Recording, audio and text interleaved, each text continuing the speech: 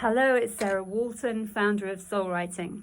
Today we are going to look at novels. We're particularly going to look at first drafts of novels, and particularly for those people who are just beginning writing their first novel or halfway through it. And at a certain point, all of us experience, and I remember myself when I wrote my first novel, a bit of a stumbling block. We start to struggle. We're not enjoying it so much. We might be thinking, why am I doing this? Why did I start it? This is really difficult. We might have feelings of frustration, and we may start to not feel so excited about our novel. And I'd like you, if this does apply to you, if it doesn't, then this isn't the video for you. But if you are struggling with your first novel, that's completely normal. At a certain stage in the writing process of a novel, for all of us, we start to struggle. And we lose that initial sense of wonder, that excitement, the thing that got us interested, the energy that got us interested, the ping in our heart center or in our gut, the excitement that may have sparked in our mind about this novel. Now, that will be different for everyone, but what we need to get back to is that sense of wonderment. Now, if you can think back to the last time you felt that sense of wonder or curiosity or intrigue or excitement about your novel, where did you feel it in your body? Try to locate it in your body, or think back to when you first got the idea, or the idea that sparked the idea.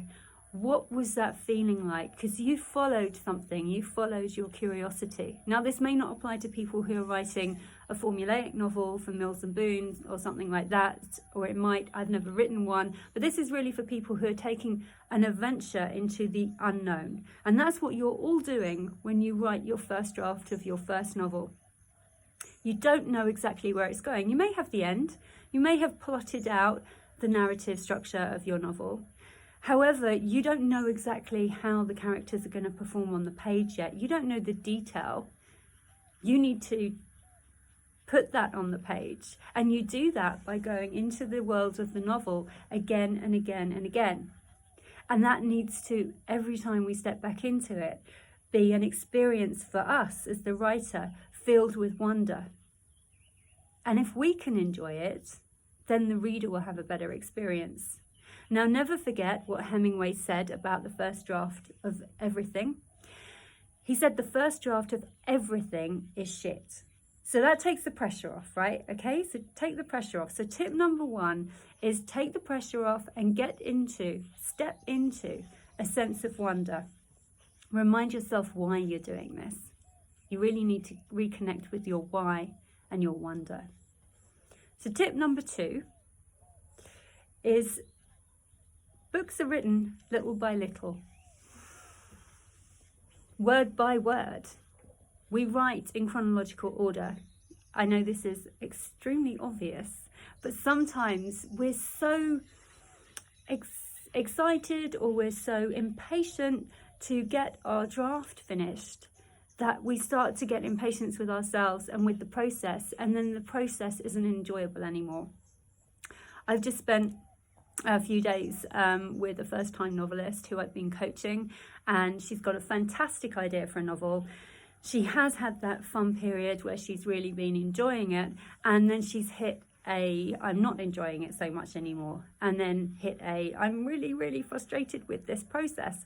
And that's just normal. All of us have that experience sometime, because a novel is a long journey. Most novels take people about a year, some people, if they're lucky, 6 months to draft. It's very rare that people, if they've got other things going on in their lives, can draft a novel in less than 12 months. That goes for professional writers too. If you're writing an adult novel, some shorter novels, maybe children's books, can be written quicker. If you're writing a novella, yes, you can turn that around maybe in 3 months. I have done. But a full-length novel of 80,000 words or more is probably going to take you about 12 months if you're not writing formulaically. So and you've got other things, like you've got a day job, which most of us do have.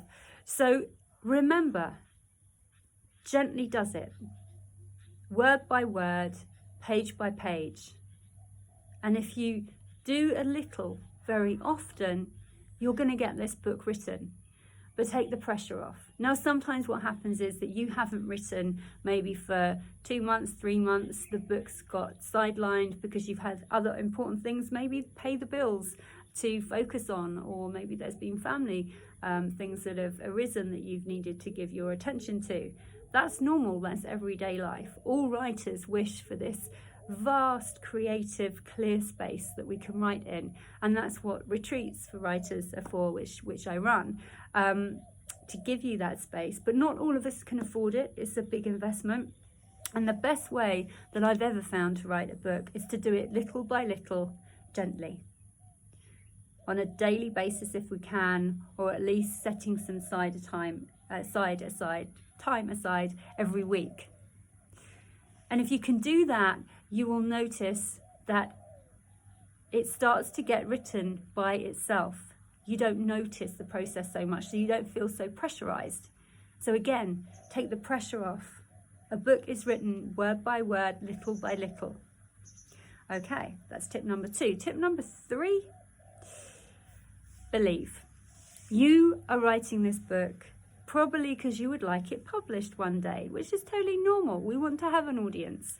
While you're writing your first draft, I'd advise you to not worry about your audience too much, especially if you're writing fiction. But I would pass on the best advice that I was given, one of the really important pieces of advice that I was given about believing in my book getting published. It happens that this advice was given by Bernardine Evaristo, who co-won the Booker Prize just a few weeks ago. Brilliant, well done, Bernardine. When I was interviewing her for my PhD in creative writing, and I was in the middle of writing a novel, and it was not a mainstream novel. The name of the novel is Rufus, and Bernardine gave me some wonderful advice, and she said, you have to believe. You really have to believe it's going to be published. And so I'm passing that advice on from the Booker Prize winner who co-won with Margaret Atwood, 2009 Booker, to you. That's an amazing piece of advice. I'm so grateful for it from Bernardine, because what that did was it let me just let go of doubt. I stepped into belief. And belief is a powerful thing. And if you can visualize your book getting published, visualize your launch party, go to sleep thinking about it every night, we're into the realm of the law of attraction. And I know that for some of you who prefer my technical writing tips and not my meditation, more woo-woo stuff, as some people have called it, that's maybe not how you live your life. But I can assure you, positivity is definitely going to help you more than negativity. So please, if you can, every day, wake up and say, I believe. Every time you sit down to write, I believe this is going to get published. Even though it may seem like the most impossible task, because all you've written is 2 or 3 chapters. Like I said, it happens little by little. If you keep writing those chapters, day by day, week by week, year by year, eventually you're going to have a full manuscript, which you can do a second draft of. But first you need to get through the first one, and you need to enjoy it. So I really hope that these tips have helped you to get into a space, if you put them into practice, whereby you can start enjoying your work again. So just to recap, tip number 1 for enjoying writing your first draft of your book is be in a state of wonder. Get back into the excitement of the original idea. Tip number 2 is little by little, take the pressure off. Just enjoy it. It's a journey. You'll be a different person at the end of it. And tip number 3, believe. Okay, best of luck. If you want any support from an inner process and getting into that belief, getting into the wonder on an inner level, then please check out my meditation exercises, which will help you do exactly that at www.soulwriting.co. That's www.soulwriting.co. Have a great day. Enjoy writing.